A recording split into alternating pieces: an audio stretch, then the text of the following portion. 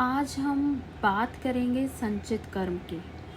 संचित कर्म का मतलब है हमारे वो सभी कर्म जिनका फल हमें अभी तक नहीं मिला, यानी हमारे अच्छे और बुरे दोनों तरह के कर्म एक तरह से जमा होते रहते हैं। इसे एक उदाहरण से समझिए।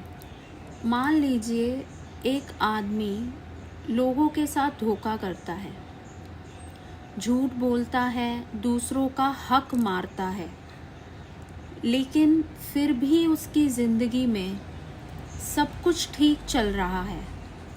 उसे देखकर लोग कहते हैं इतना गलत करने के बाद भी इसके साथ कुछ बुरा क्यों नहीं हो रहा।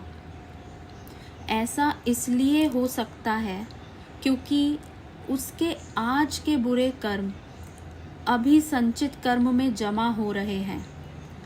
उनका फल अभी नहीं आया है, लेकिन इसका मतलब ये बिल्कुल नहीं है कि वो कर्म खत्म हो गए। समय आने पर उन्हें भी अपना फल देना होगा। ठीक उसी ही तरह अगर कोई इंसान आज किसी की मदद करता है, बिना किसी स्वार्थ के अच्छे कर्म करता है और फिर भी उसे तुरंत उसका फल नहीं मिलता, तो इसका मतलब ये नहीं कि उसके अच्छे कर्म बेकार चले गए। वे भी उसके संचित कर्म में जुड़ रहे हैं और सही समय आने पर उनका फल भी ज़रूर मिलेगा। यानी संचित कर्म को आप कर्मों का एक अदृश्य बैंक समझ सकते हैं, जहाँ हर अच्छा और बुरा कर्म जमा होता रहता है और जब समय सही होता है तो वही कर्म फल बनकर हमारी ज़िंदगी में वापस आते हैं।